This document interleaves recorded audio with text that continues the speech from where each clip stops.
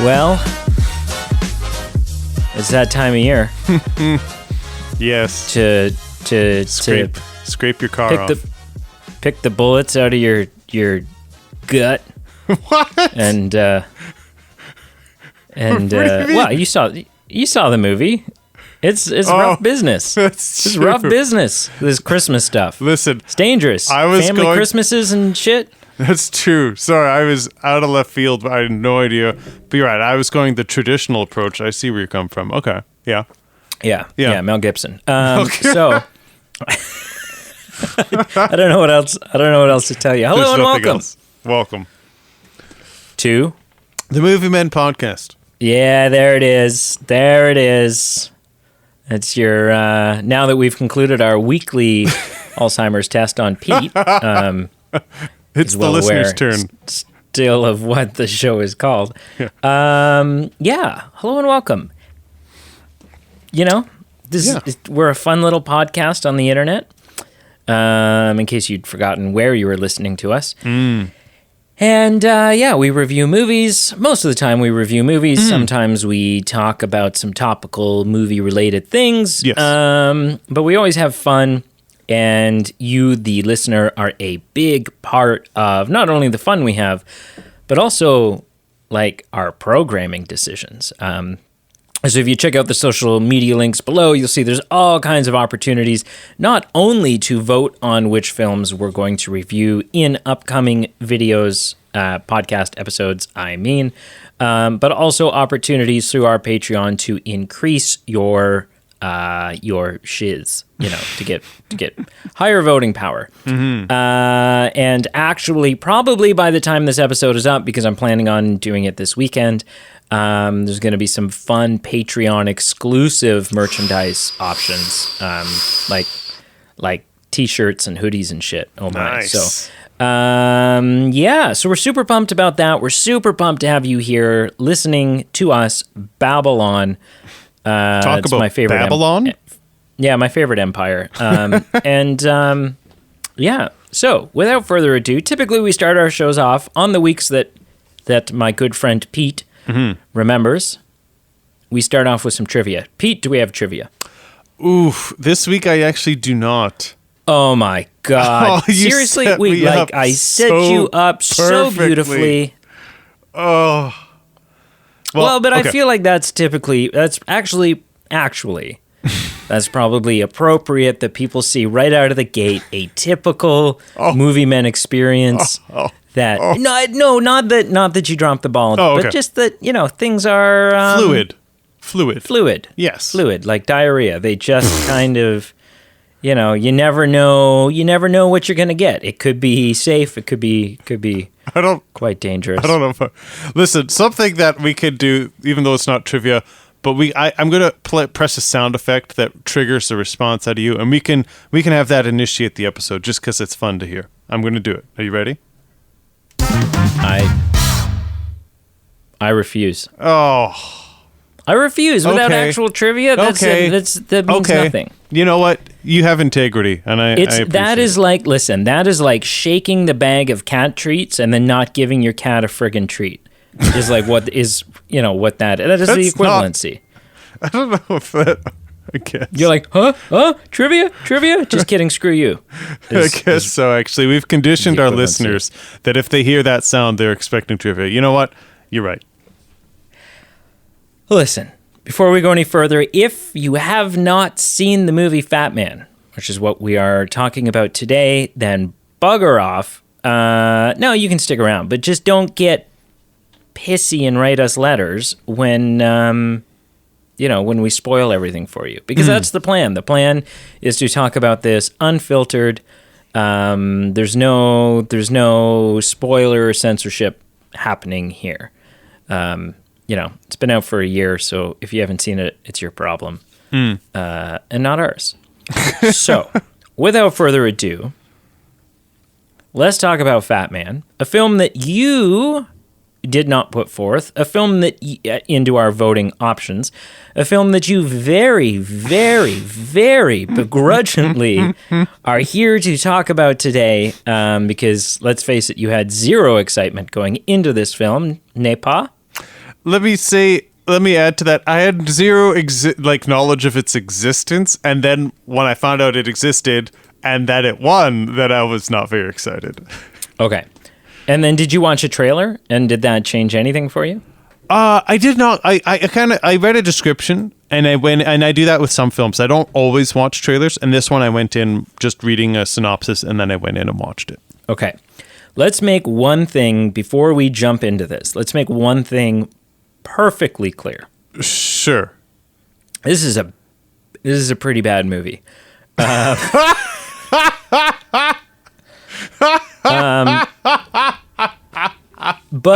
But it's going to be an interesting conversation, I think. So I had not seen it all the way through either prior to. I had seen the last, I'll say 15 minutes I saw last year, maybe in January or so.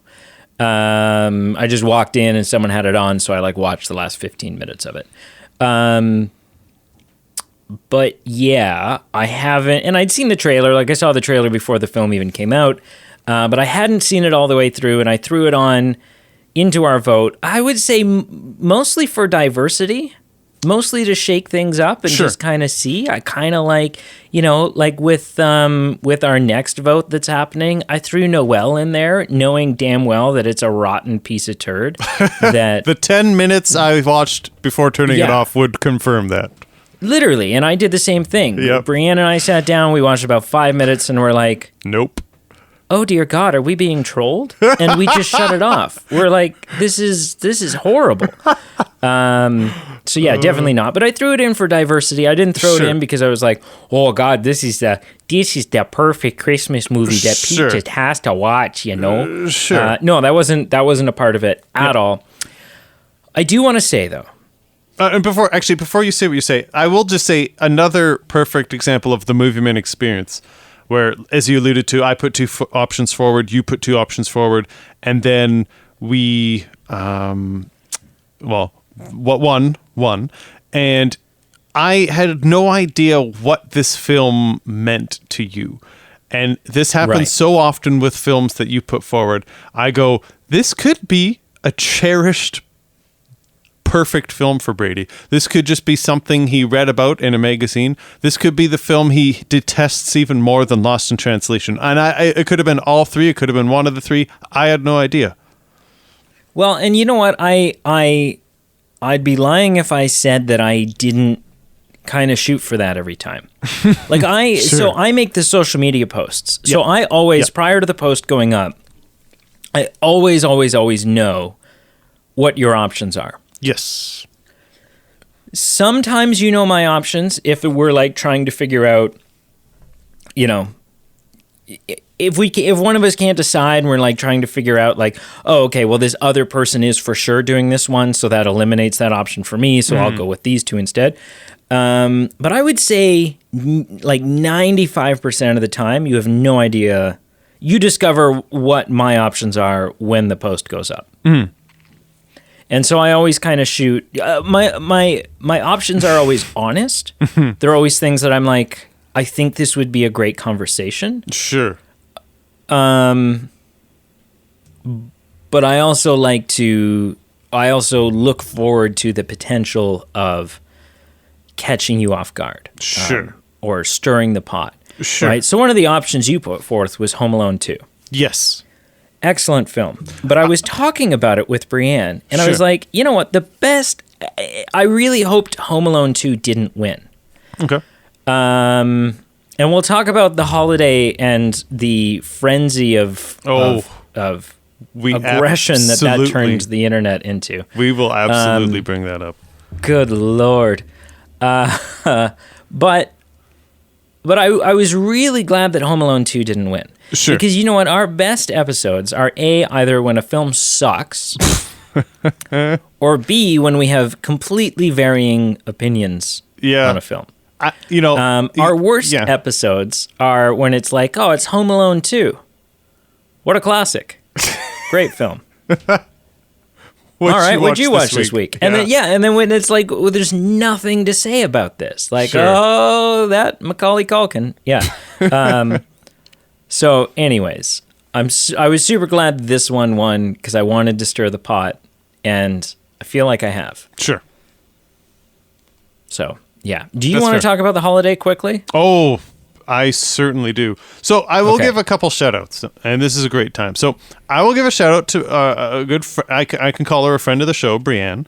She's active on a lot of our posts. I love hearing from her. And she used her right as a citizen of this earth to express her opinion, which I respect. Her obligation. Her opinion that, the holiday might not be her preferred vote choice, and that she I think would prefer I think if her it opinion didn't was win. that you need to give it a rest. I think if I'm quoting, That is give it yeah. a rest, Pete. That is a fact. But this leads to my second quote. Also a friend of the show, Emily Mader, the one and only.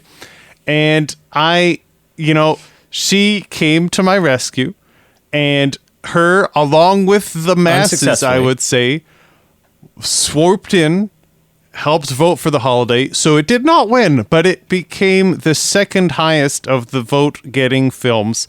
Enough, if no one voted for it, I would have said, Brienne, you're speaking to my soul. It's time. But the enough people voted for it that I said, no, there is still hope.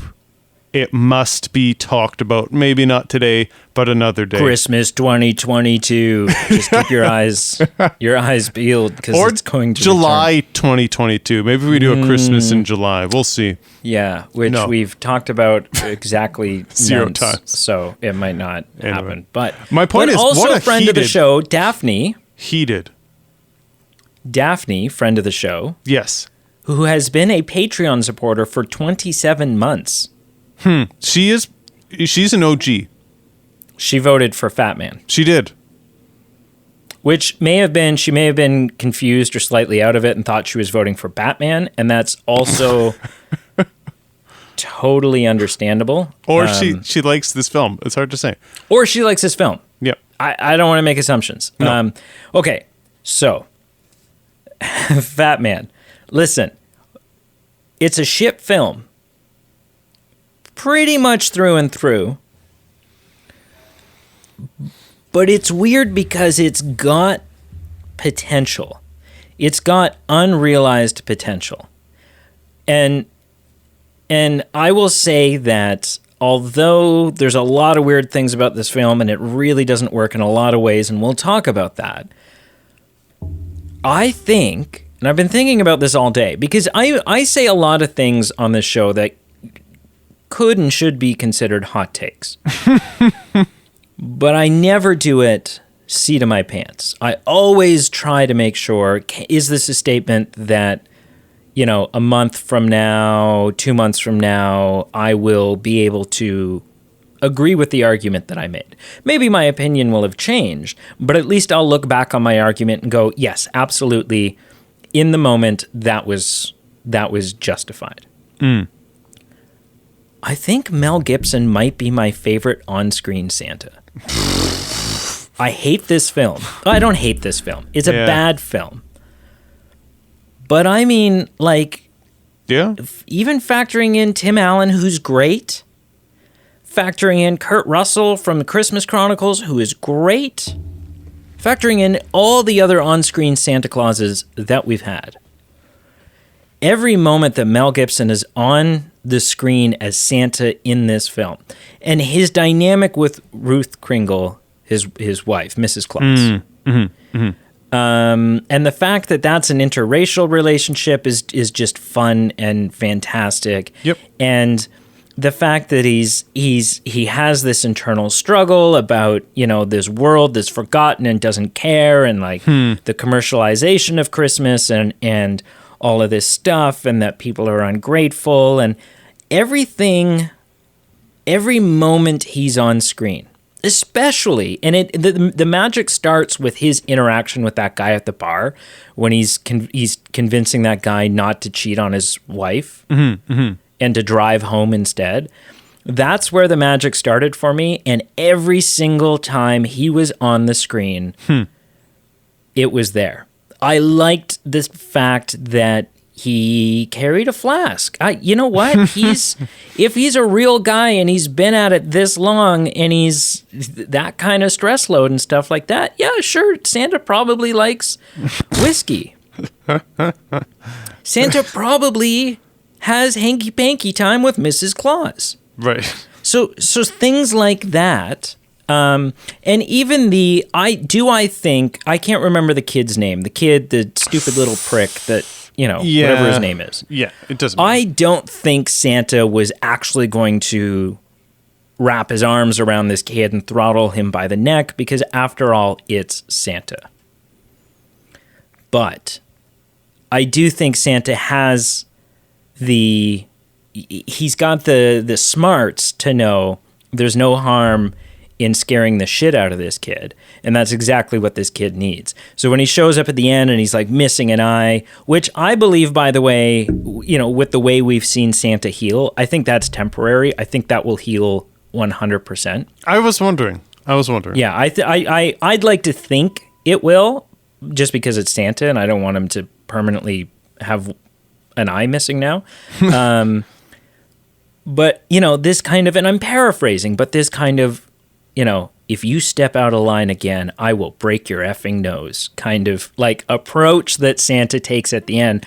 I was so there for it. I was so there for it. It was so good. I even didn't mind the fact that he's like subsidized by the government. I think that's a decision that he made, not from the beginning, obviously, because we hear, he's been around. He's the only Santa. Mm-hmm. It's not like the Santa Claus with Tim Allen, where like he's one of the guys to have worn the coat. This is his operation. He is Christopher Kringle. But at some point, he entered into a contract with the government and became subsidized and all this stuff and yada yada. I didn't even mind that stuff. But that's where my enjoyment for this film pretty much ends. But yeah, and it's so weird because I'm like, man, I love Mel Gibson as Santa Claus. I love every moment when he's on screen. And if you just if you took and compiled all of the scenes of him from this film, I would watch it on repeat. It's so good. It's so good. But it's plopped into such a garbage movie and confusing movie, like a movie that I will argue coming up has an identity crisis. It's jarring and strange. What are your initial thoughts on Fatman?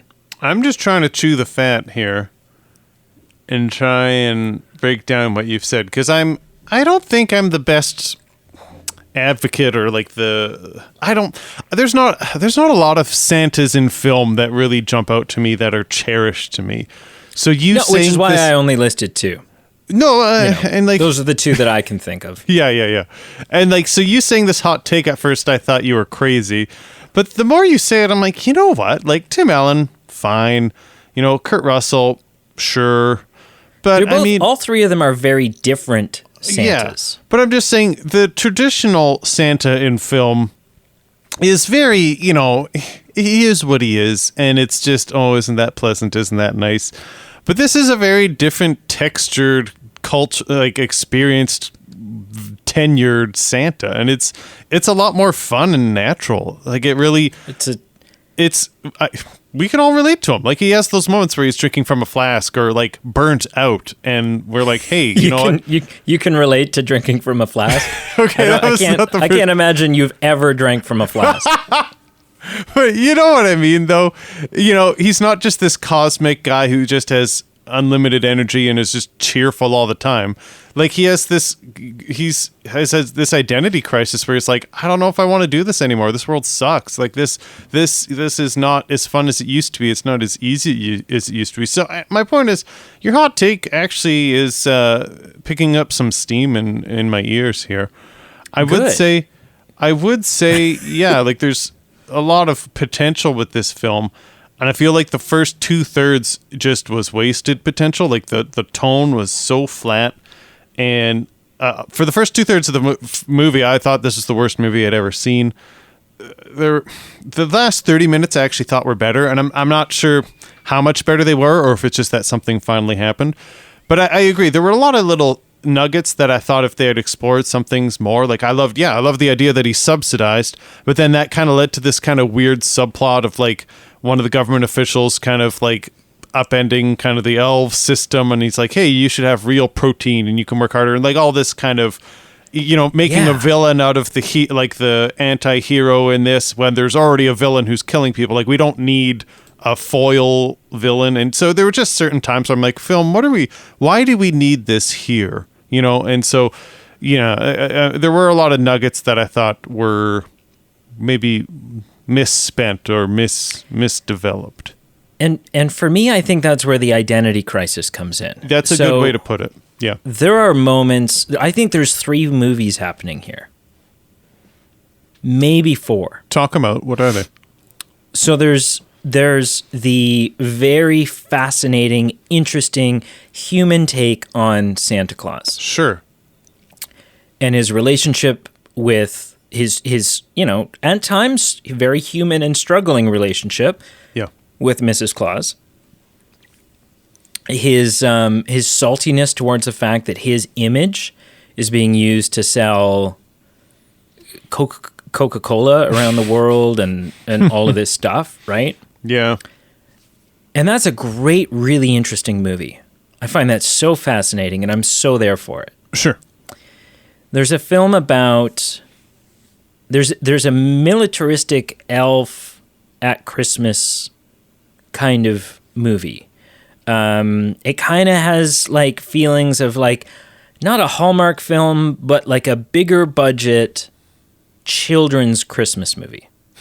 Like maybe the second or third Santa Claus with Tim Allen or Will Ferrell's Elf or something like that, right? And those are the scenes inside the workshop with them pouring sugar onto their food and these conversations. And it doesn't feel like it fits with story 1.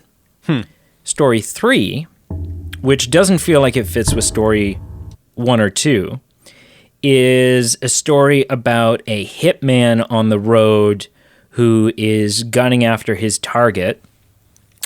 And it has a very almost The Fugitive, or like not from a plot standpoint, but from just like a overall like cinematography and tone and feel. It's got a very like, almost like mid to late 90s action kind of film. There's like, he's on the road in the car and he's got a gun and he's buying a camouflage jacket and skis so that he can almost like an early 90s, late 80s James Bond villain kind of feel to it. Yeah. And it doesn't fit with story 1 or 2. Not at all. Story 4, which doesn't fit with story 1, 2, or 3 at all, is a children's, maybe probably absolutely straight to TV, probably Disney Channel or like YTV kids movie with a crummy child actor who is, has a desk and has all this money, and he's like, I don't know if his acting was bad, but the way it was written for sure was. The way it's written, yeah. You messed with the wrong guy, Fatman, and like, all of this stuff, except for, and it's very like, oh, this is the type of thing that is fine when it's in a film that's made for, it's the way I would describe it is, it's acting and writing that you would see in Home Alone 4, where they've just stopped caring, and it's like a it's a straight to TV cash grab for kids, fill the programming kind of thing. Except it's weird and convoluted because it's mixed in with the kid like threatening his fellow classmates with car batteries down in the basement, and getting ready to lace his grandmother with fentanyl, and like all of this stuff. Which, by the way, when Santa drinks the fentanyl milk, and he's like, fentanyl, that'll get the job done. Yeah, and he's just like, yes, because this is Santa, and that doesn't affect him, and he's magic, and like. Because obviously the Santa is magic. For 3 reasons. One, he heals. You know, we don't see him heal quickly, but we talk about, like, this Santa's been shot a lot. A lot. He's got, you know, when we see him post love scene with Mrs. Claus, he's covered in scars. Like, he's gotten his ass kicked doing this. Oh, yeah. But he heals really well. So that's magic example number 1. Magic example number 2 is this guy is doing the Christmas Eve around the world with the presents thing. Yep. So there's that. And then the fentanyl milk thing, obviously you're like, yes. So he's a magic Santa, but they don't ever throw that in your face. They don't. Yes. They don't show you anything that they would have to use special effects to show you. Yep. Right? I don't know that there's any CGI in this film, actually, now that I'm thinking about it. Yeah, I don't think so either. It doesn't rely on it. It doesn't rely on much action. Maybe this sparks off the alligator clip was like enhanced or something, but there's no like, this is a special effects shot. So anyways, those are the 4 films here. A wonderful Santa Claus film, a kind of tacky militaristic Christmas film, a hitman on the road, very much adult kind of film, and then a Disney Channel Home Alone 7 kind of shitty acting with children actors kind of film, except with very extremely adult themes and stuff like that. And those are the 4 films that happen over the course of an hour and a half or however long this movie is. And it's so jarring and confusing. It's jarring and confusing, and with the volume of it, like each not quite like there's some more somber tomes to some of these, but it's almost like having 4 different Hallmark films in one. And the thing with a Hallmark film is that they can be kind of fun, but it's usually just one, A, and B, it's grounded in kind of light, fluffy things that go, okay, this is corny, but I'm having fun watching this. When it's 4 different things happening at once, it's A, going in multiple different directions, and B, there's not enough time to ground it because there's so many conflicting things happening. Yeah. Yeah. Yeah. I will say, I want to love this movie so bad. I want to. Well, and the more I'm thinking about it, like, okay, so I ripped on it saying the last 30 minutes, maybe it was just more, like, it was just that things happened. But there were things that I actually enjoyed about the last 30 minutes that if had it extrapolated throughout the film, I would have thought way more of it. But just, you've hit on it, like the radically different Kris Kringle. Boom, that's great. Radically different. Radically different. But there were scenes that did hit me, like when Chris is apologizing to his wife for wanting to quit and like reminding her that they're both in it for the long haul. Like there was something about that scene. I was like, this is all right. Like this is very fun. This is very real. And specifically Fatman apologizing to the hitman and not just apologizing, but also standing his ground saying, hey, I'm sorry, but there's only so much that Santa can do. Yeah. I can't replace your parents. I couldn't replace your parents. Because we see that this guy had like cigarette burns on his, his dad was a dick. Yeah. So, there was something about that. It's like, okay, this is like, there were some scenes like those 2 that I just said that I was like, okay, wow, this is actually very deep. This is very layered. And this is drawing me in. So scenes like that, I was like, okay, where has this been for the last hour? So, there are glimmers of potential for sure. But yeah. Yeah. No, 100%. Yeah. 100%. But just can I on the flip side, and I'll let you continue. It's just there's the gems like that, and then I feel like for every 20 bits or for every time I laughed or thought something was good, there'd be 20 jokes, bits, scenes that I'm like, wow, that did not hit at all, and therein lies the problem. Yeah. If you throw enough against the wall, one thing will stick, but it's all about something interesting. Brienne pointed out, and I didn't even think about this, and then she was like, "Oh, that's really unusual." This is one of the few films where everyone, adult and child alike, acknowledge the existence of Santa. Right. It's not questioned. It's not questioned. Yeah. Which you would think would be jarring and wouldn't feel like it fit, but it was so refreshing because I'm so sick and tired of that same old shtick where the parents don't believe, but yet somehow never question the unaccounted, like the presents that they can't account for under the tree Christmas morning. They don't believe in Santa, but then someone else is breaking into the house and leaving presents for their children because because Santa is there and he's delivering these presents. So the hell is that about? So this was really refreshing. It was really refreshing, honestly. And outside of like cartoons, I can't think of another example where I've ever seen that done before. Where legitimately Santa's coming and it's because he's real. Yeah, no, I definitely can't either. I can't think of a single example. The one thing I'll say is my initial observation of that is I think that is the only way, or at least it makes sense to the world that's depicted, right? Like there's something magical about Christmas films of people having faith in the unseen. And there's in the cliche film, the kids see Santa, but other people don't, but they still believe, or they still believe in the miracle of Christmas, or what have you. And this is the world that doesn't have faith in the unseen because they know Santa's real, and then they've just kind of turned to crap, and then that kind of leads into the situation that we see where Chris is kind of demoralized by it. So I don't know, there's something about the world that makes sense that is the way it is because people don't have faith anymore. People don't believe in the magic anymore. They know what Chris is, and he's less shiny, and they don't really care about him anymore. Do you think the guy at the post office knows? I don't know.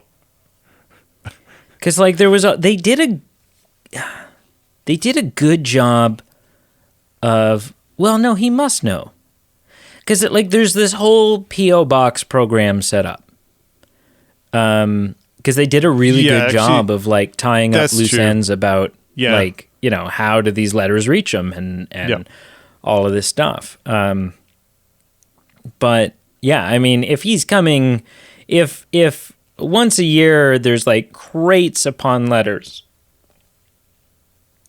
then and the guy has access to the P.O. box that everyone else in the country or in the world or whatever with the U.S. Postal Service, they're all aware that is the P.O. box that we send Santa letters to. So, sure. Yeah, so that guy knows for sure. Yeah, that's true. And is just a good guy because he's never gotten in his car and tried to follow the truck or anything. Yeah. Right? Like it's a secret location, this farm. The one thing I'll say, I loved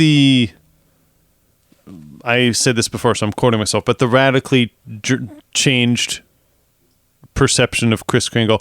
I thought it was a little kind of getting back into cliches just when there were the elves and the factory. There was just something about it that I just felt like, okay, we've reimagined so much of the concepts of this film, but then we're really turning back to something that has been in every other film, or at least not that different from any other film. That's one thing that I was a little disappointed in. I think I agree. But at the same time, there was a part of it that's like, I did like the vein throughout, like in other aspects, I liked the vein of that there is this old magical history. Sure. That it is and was exactly the way we all think it is and was. Okay. With the reindeer and with whatever, right? I like that there's reindeer. Right? When he says like, "Oh, that's Donner. You're lucky it wasn't Blitzen. She'd tear your package clean off." And you're just like, "Oh, cool. Like, okay, so he does have the reindeer." Mm-hmm. And there's one line that's really fun and it makes me smile is when And it's just kind of them like, it's banter, but it's also them expanding the lore and the background of this is when they're talking about like, oh, it's going to be close. Like it's, I don't know. Have we ever had a Christmas this close or something? And the elf says, well, there's 1904 or whatever, right? 1904 was close. And that's so cool. They've been at this a long time. This is, this is the tried and true operation. So that's cool. Yeah, that's fair. Do you have much else to say? Not much else, I don't think. No. You're not like... You don't have, like, on page 2 or whatever, you don't have, like, all of the praises that you... It made me go down the filmography of Mel Gibson. I'm not sure if I'm the biggest Mel Gibson fan, but... Right.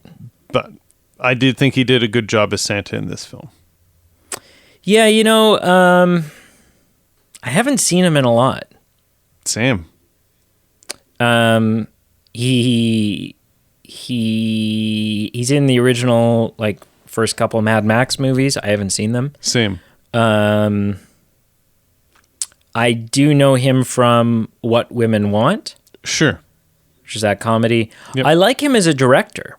Yeah, well, of course you would. Right? Hacksaw Ridge? Yeah, of course. Holy Testicle Tuesday. That film. I know, like, this made sense to bring up, but who would have thought you would have found a way to bring up Hacksaw Ridge in a Christmas holiday episode? Well, it's Mel Gibson. Oh, no, it made sense in the context, for sure. I will say that although Brianne and I still have not actually sat down and watched this film, there was a moment when we paused Fatman, and I looked at her, and I was like, and I looked at the guy on screen playing Santa Claus. Mm-hmm. And I said, how cool is it that guy there has been to and filmed a movie and ate lunch at your family farm? Right. Because that's the story. And I've talked about that before, that Mel Gibson and Diane Keaton shot a bunch of scenes at a farm that Brianne and I go, it's in her family, and her and I go vacation at it, as regularly as we possibly can. Yeah. So that's fun. That is actually. And we haven't watched the movie yet. I gotta just watch the damn film. I don't, but it's one of those things you have to watch it at the farm. Sure. Right. You have to watch it and be like, oh gosh, that's the back fence. That's that's whatever the heck. It's the same with me in Inception, because Leonardo actually filmed Inception in the house that I live in. Yeah, in your basement. In my basement. And so it feels weird watching it anywhere else, really. Which is why for years I was always, confirm or deny. For a large portion of time, I criticized you for the underutilization of your basement. Right. Yes. You have a good size, like the footprint of your house is a good size. Yeah.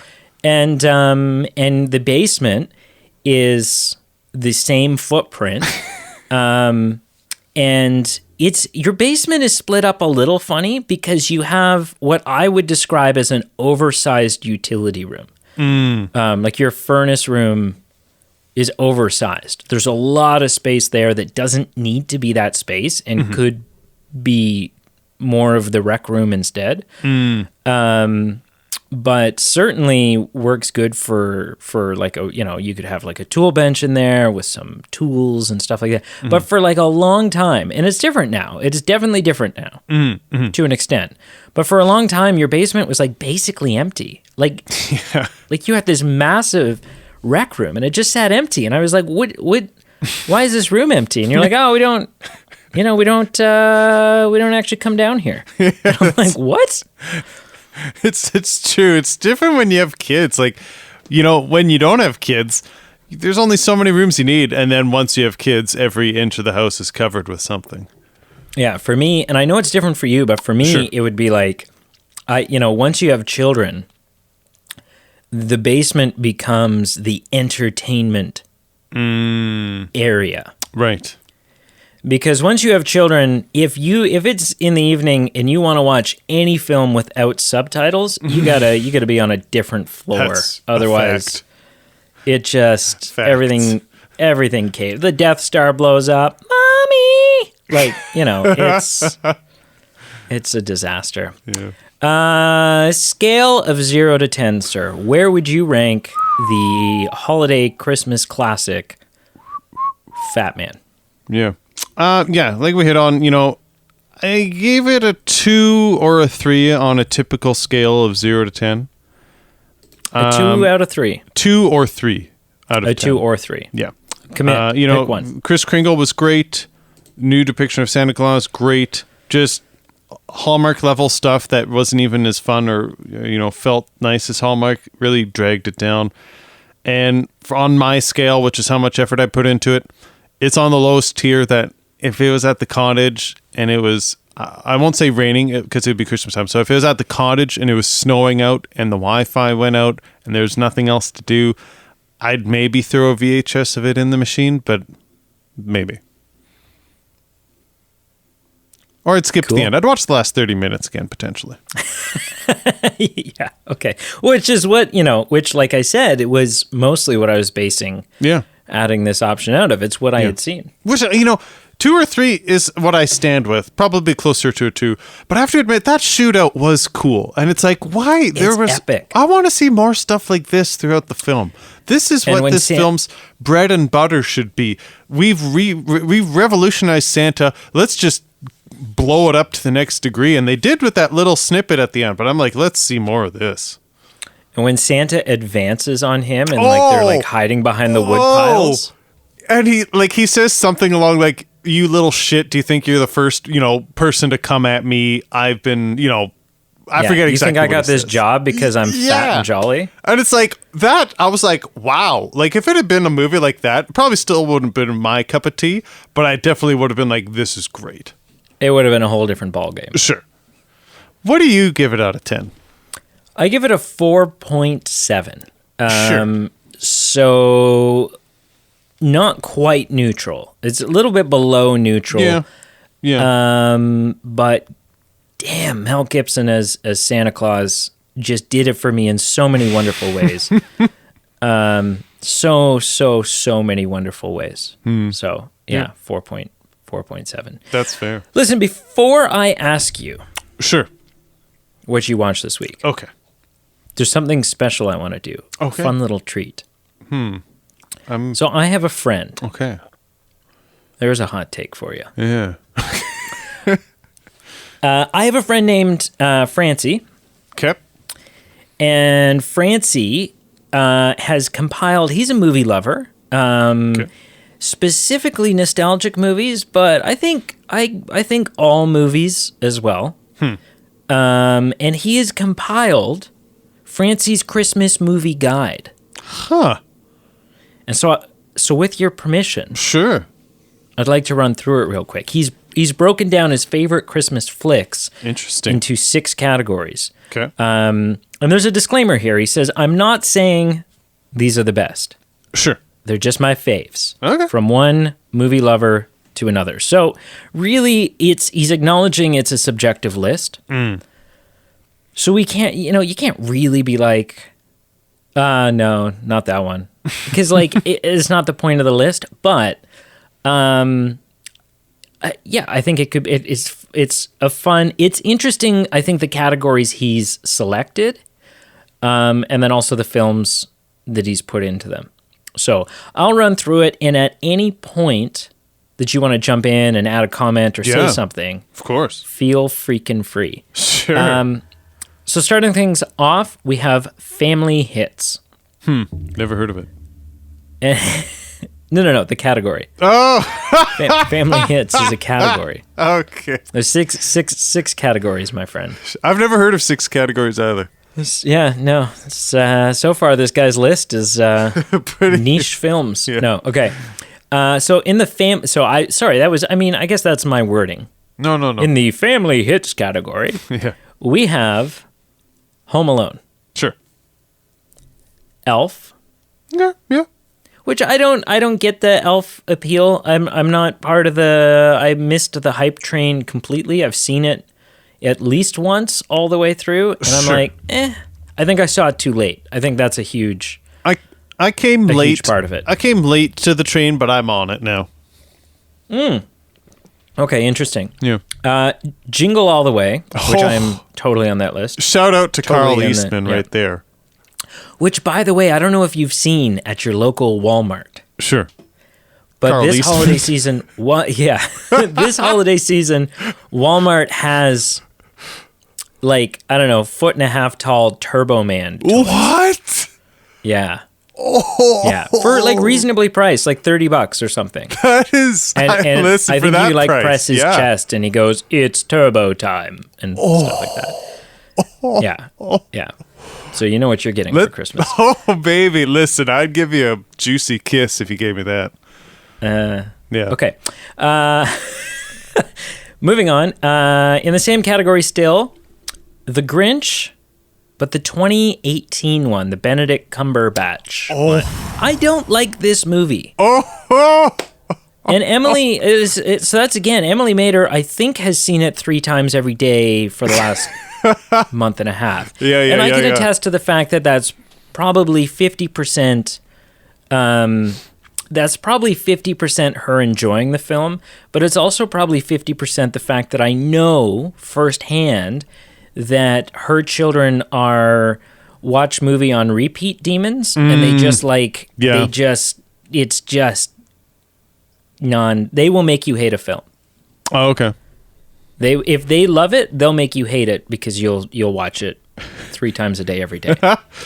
I will say, I was speaking with her, and she saw that this was a vote option for the upcoming vote, and she wants, if it were to win, she wants to just debate you with why it's better than the Jim Carrey Grinch. Oh, she wants to come be on the show. Sure. We're always down for that. If it wins. Yeah. Sure. Yeah, absolutely. Okay. Then the final film in the family hits category is, I think it's Klaus. I think is how you... Right. I think it's a pronunciation. I don't think I've seen it. I can picture it. I know it. It's the animated one. Yeah. I don't think I've seen it. But I don't think I've seen it. No. Next category we have is the classics. Yeah, okay. Christmas Vacation. Absolutely, hands down. I love that movie wholeheartedly. It's so good. You're not alone. It is, like, I would say it's so, like, utterly popular that people of different walks of film interests, like if they're film buffs or non-film buffs, a lot can agree on, say, hey, that is my Christmas film. I'm just not there. For some reason, it's okay to me. It's not bad. It's just, I'm not there for it. Didn't you see it late, though? Yes, I did. Yes. Yep. Like, you saw it for the first time when we reviewed it. Not probably. I would say within the last 10 years, maybe the 8 years. I don't think that was the first time I saw it. But, okay. But still, late. To the party. Also, in the category of classics, It's a Wonderful Life. Absolutely, I don't think anyone's arguing with that. Love it or hate it, It's a Wonderful Life is a classic Christmas film. Sure. If it's not a classic, I don't know what it is, right? Yeah. Muppets Christmas Carol. For me, this is another... it is my favorite rendition of A Christmas Carol. Followed closely by the Alistair Sim one. Okay, yeah. Yeah. But the Muppets Christmas Carol with Michael Caine playing. Yeah, that was horrible. My Michael Caine is slipping. I haven't done it recently enough. Sure. It's so good. With Gonzo and Rizzo narrating the whole thing and like, I'm not a huge Muppet person, but that movie hits. It really does. Yeah. Oh yeah. It is. Hang on. Can I say this accurately? Yes. It is the best Muppets film. Sure. Also in this category, we have the Charlie Brown Christmas. Well, duh. I mean, this thing is referenced so much. If you have a tree that looks like crap, someone's like, "Oh, nice, nice Charlie Brown Christmas tree you got there," right? Yep. Like it's, yeah. And finally, A Christmas Story. I don't like this movie all that much. Preach. Me neither. Yeah. And I haven't seen it in a long time, and for a couple of years I've been thinking about rewatching it. And I think maybe I need to as an adult. Maybe I will appreciate it more. I guess. Maybe that because I've seen it lots as a kid, there's probably enough nostalgia there that I will enjoy it. And also viewing it with the brain of an adult, I'm going to be like, oh, okay, actually, you know what? This is really clever. Maybe. Whereas a kid, I just, whatever. One of the things I was going to say, because I wasn't sure where you ranked on Fat Man, and if you loved it, one of the things I was going to say is Christmas is a premium time where there's only so many times, Christmas holiday time, there's only so many nights that you can watch that seasonal film because you can't watch it in June. And so I was going to say Fat Man was one of those times where it's like, I don't want to commit an evening to watch this again. And it's kind of the same thing with A Christmas Story. Like, there's so many other good films that I know are classics for me or that I'm more interested in seeing that I just really shrug my shoulders at it. And I know a lot of people love it, but... I mean, we should also... Yeah, so I was going to say, yeah, for sure. And I'm like, if we end up reviewing Noelle, I'd be interested. I think it'll make a great episode for us. Sure. But again, yeah, I'm going to sit down to watch Noelle, and I'm going to think to myself, I am not watching Home Alone tonight. Yeah, I know. Yeah. I'm not watching, even JTT. I'm not watching I'll Be Home for Christmas, right? Sure.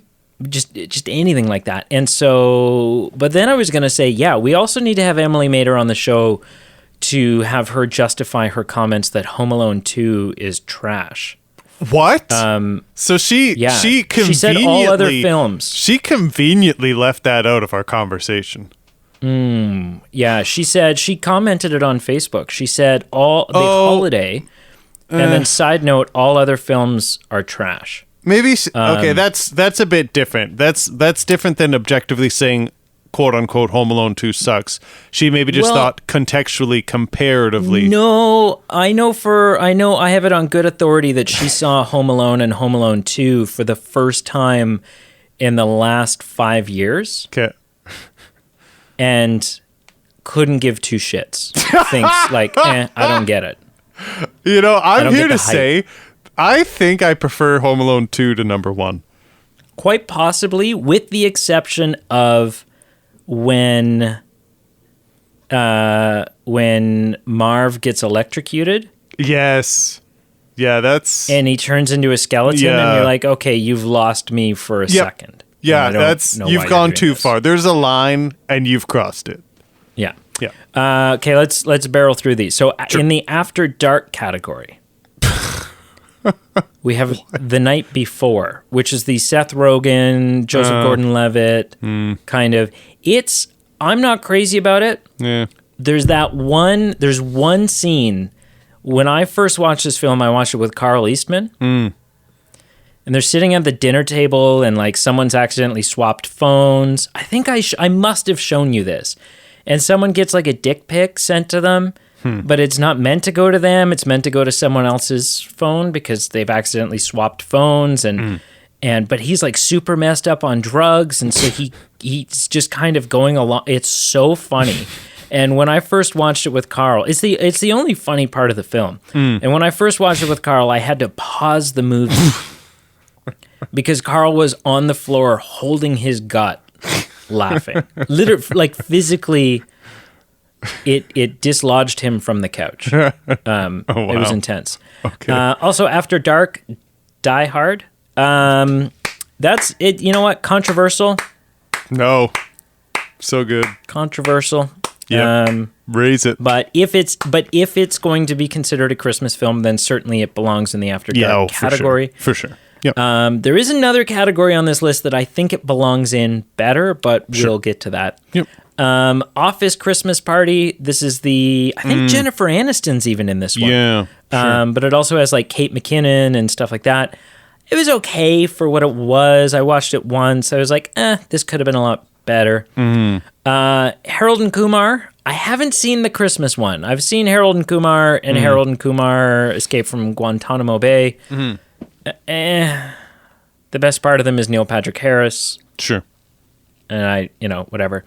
And then also on the Fat Man, or on the Fat Man, also on the After Dark list is Fat Man. So that's appropriate. Date night, we have, under the date night category, we have Just Friends. I don't think I've ever even heard of this. Oh, with Ryan Reynolds. Okay, I have heard of this. I haven't seen it. Yep. Four Christmases. Oh, sorry, what? Four Christmases, which I think is the Vince Vaughn one. Yeah, and Reese Witherspoon. Yeah. Okay. Happiest Season. No, never heard of it. No. The Family Stone. Nope. Don't know. What? And The Holiday. Yes. Oh, so there you preach.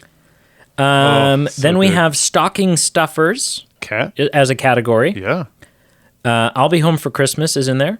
Home Alone 2 is in there. So he's definitely saying, you know, it belongs on his list, but it's not a family hit. It's not a classic. Yep. All I Want for Christmas. Don't know. No. Fred Claus, which I think is another Vince Vaughn one, isn't it? I think so. And I don't, Yeah. Prancer, which I don't know. No. And then the final category, which I believe Die Hard belongs on, which is the Christmas adjacent films. And he has The Family Man, which I don't know. Oh man. It is... I wish we didn't have jobs, because I think one thing I'd love to do as a podcast is rate and review every single Nicolas Cage film, and that is a doozy. I'm not sure if it's corny. I'm not sure if it's good. I'm not sure if it's both. I have a question. Please. What annual salary? Like, you went to school. We've talked about before. You work in the healthcare industry. Sure. And so you've gone to school for that. You've invested time and money to get to where you are. Sure. What annual salary would the Movie Men podcast have to pay you? What is the dollar? What is that threshold where you're just like, screw healthcare. Maybe I'll open a little illegal practice on the side as a hobby, just to keep the passion, the flame lit. But you just be like, okay, you know what? An episode every other day. We release an episode. This is our thing. We do live appearances. We do live streams. Right. We do whatever the hell. What is that dollar value? I don't think I'm not getting political here, because I think I won't get into like living wage and things like that. But when individuals do things because they're intrinsically motivated, what I'm saying is I don't need to be earning $1 million a year to be doing something like that. Like, if I was passionate about it, I would tighten the belt and, maybe only buy one box of Ritz crackers instead of 2 a week and live off that, if that meant I could full-time, support and run the show as my, living wage, if that answers your question. So okay. So then just for ballpark, just minimum to satisfy my minimum wage. Maybe, I don't know. Minimum wage. Let me get a contract and let me send it to you. Let me give it some thought. That's less than $30,000 a year. I know, but it's different. If it's, because I was thinking you were going to say, I thought, okay, it's he's going to say 50, and that's a fair number. I feel like this is the most random thing. It is so random. Yeah. And what'll be great is when I send this episode to Francy and I'm like, hey, listen from this time on. Yeah. And we're discussing your thing. And now he's listening to this going, what the hell? What is happening? Why? Okay, we're so close. Sure. Little Women is also in this category. The remake, the newer one? It doesn't indicate. I would assume so. I don't know. With Emma Watson. Yeah. And Tamalise Cherry, who dang it, what's his name? I'm bad. Just let me Little Women. Just bear with me. I'm bad with names. Timothée Chalamet. Oh yeah, the guy that ruined Dune for everyone. Not for me. No. Don't get me wrong. That's just everyone was whining about that. No, Dune being a shit film ruined Dune for me. That was I see. Dune ruined Dune. No. For Listen, after watching Fatman, I would take Dune a lot more than Fatman. Yeah. Edward Scissorhands. Yeah, it belongs in Christmas adjacent. Good film, but Christmas adjacent, sure. Yeah, I would be. There's other areas I would maybe put this Sure. on the list, and I've been known to argue that it's a Christmas film in the past, but I'm happy to see it made the list, and I'm okay with it being in Christmas adjacent. Sure. Iron Man 3. Huh. It takes place at Christmas. I guess. He buys her the big, what is it, a big stuffed bunny? Mm-hmm. Yeah. And then he, as a Christmas present, he like blows all his suits for her. He's like the clean slate protocol, and Jarvis blows all the suits. Right. Yeah. And then the final one on this list, Lethal Weapon. Again, I've not seen that series, so I can't. Me neither. comment. And I feel like it's something we have to, it's definitely on the. And we did, anyway. again, we're like, this is like the shout out episode, but shout out people at the same time multiple times. Carl Easton also commented and called this out for not being on the 80s, 90s, pop culture action flick scene. And Lethal Weapon would definitely fit in that category. Oh, absolutely. Yeah. So anyways, that's Francy's Christmas movie guide. Cool. Yeah. It's, there's a lot of similarities between the list that I would make, and maybe we should make one.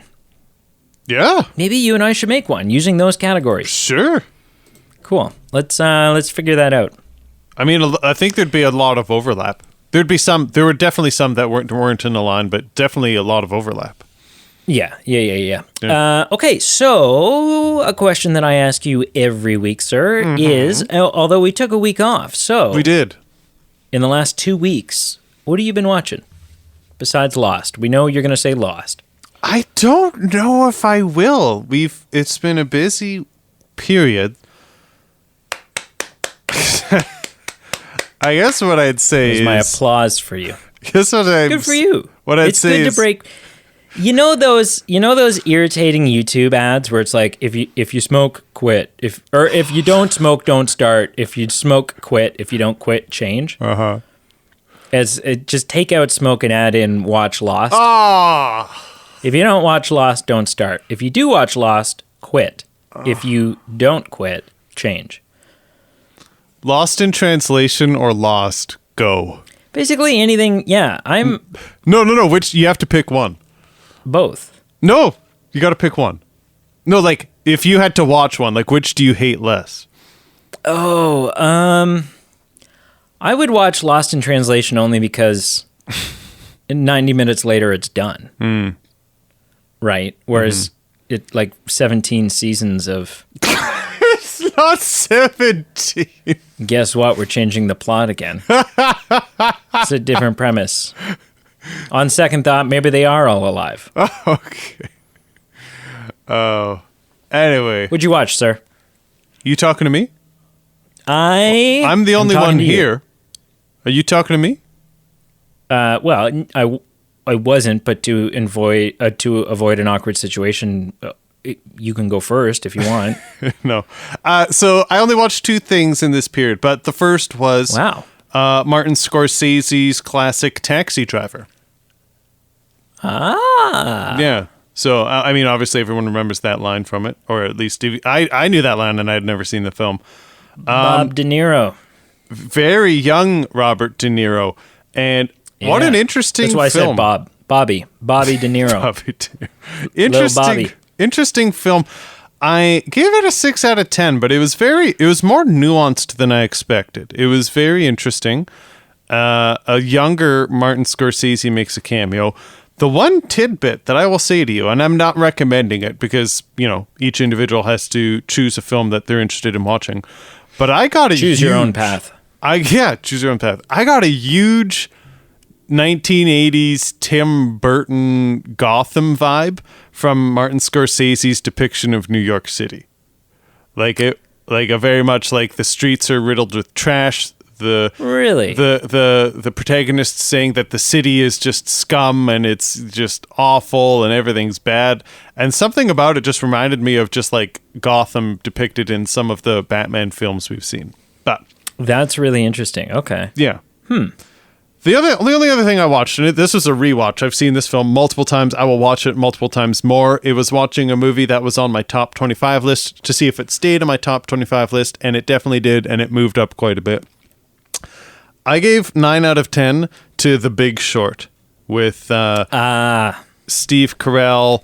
You made me watch that. I did. Christian Bale, Ryan Gosling, Brad Pitt. You know, I love it for a few different reasons. One, it's just entertaining. Two, it brings something that's not entertaining and boring, like monetary Wall Street world stuff, and makes it viewable. And the final reason I love it, the actors. Like, I love Christian Bale and Brad Pitt and Ryan Gosling and all these big names playing characters that they are not typecast for. Like, they kind of flip the script of what they're known for and do something different. And I love that. I love when actors kind of use a different side of their palette of skills. So everything about it, I watched it and I said, yep, this is a 9. Not quite a 10. It's not perfect, but it is so strong in my books. And I watched it and I said, I love it just as much as I did going into it. I appreciate it. Can I say, just kind of springboarding off the fact that you made me watch that film. Sure. If we reach a point where your full-time job is the Movie Men podcast, yeah, then I think the first order of business would be reinstating mandatory. Oh, yes. Recommendations. Oh, yes. Absolutely. Because I mean, if you're working 9 to 5 on the show anyway. Oh yeah, for sure. It's an hour a day to record the show. Yep. And then 90 minutes to absolutely. For sure. It would come back. Yeah, absolutely. Cool. just gotta sign a contract with Pepsi and we're set. Yeah. What did you watch this week? I watched a lot, man, and some of it was rewatching some stuff. All of it except for two things. Most of it was stuff I'd seen before. A lot of it is like preparation stuff. Interesting. Oh, I see. So, okay. So I watched Spider-Man 2, the Sam Raimi Spider-Man 2. Oh, chef's kiss alert. With Alfred Molina. Oh. And Bruce Campbell showing up again in a different role than the right. wrestling ring announcer. This time he's the pretentious guy at the door of the theater for Mary Jane's performance. And again, shout out to Carl Eastman, who loves that dude. Loves Bruce Campbell. Yeah. Yeah. So you know what? Just so good. It is. It's so good. Isn't it? Some of the special effects don't hold up. Oh, no. But it's good. Can I ask you, it held up for me, but did it hold up for you as well? The raindrops keep falling on my head sequence? Only when he gets hit in the head with the briefcase. Because my hot take with that when I rewatched it recently was that sequence was better in this film than the film that it was originally intended for. Do you know who hits him do you know who's walking by and hits him in the head with the briefcase? No. The person holding the briefcase is Sam Raimi. Oh, that makes sense. That's good. I should have guessed that. That makes sense. Yeah. So I watched that. Then I watched a little polished turd called Spider-Man 3. You know what? It still holds up as crap, but it's not as bad. It's got a lot of good in it. And I feel like I can spoil things because the movie's so old now. But at the end of that movie, when James Franco's love or hate James Franco, whatever, but when his character, when Harry dies, I teared up. Yeah.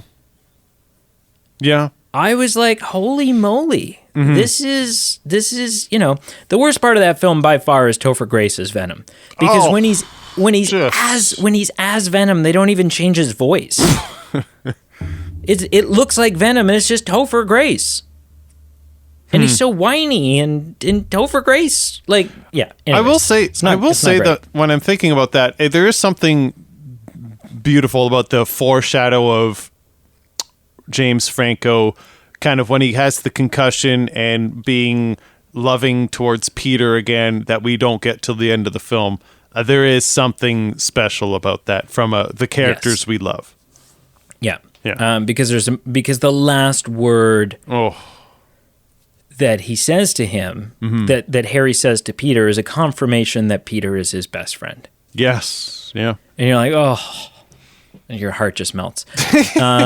Then I watched a little film called The Amazing Spider-Man. I've not seen fully any of these two. What? Okay. So, but you're going to have to, coming into, like, you've got a week to watch those. You need to watch those. Right. Because there's the villains from those ones are in, not only are the villains from those ones in the new one, but we're all pretty damn sure that Andrew Garfield's in it as well. Right. Yeah. They're good. They are good. Okay. Okay, listen. I would say, I think you need to watch both of them. Sure. The second one's not as good, but you should definitely watch both. And this is my hot take, and I want you to think about this going into the film. Andrew Garfield deserves an Oscar for his performance during Uncle Ben dying. Oh, wow. Yeah. That is, I stand by that. Then I watched, also in its preparation season, I watched a film called The Matrix. Because it's time, baby. Yeah. It's coming.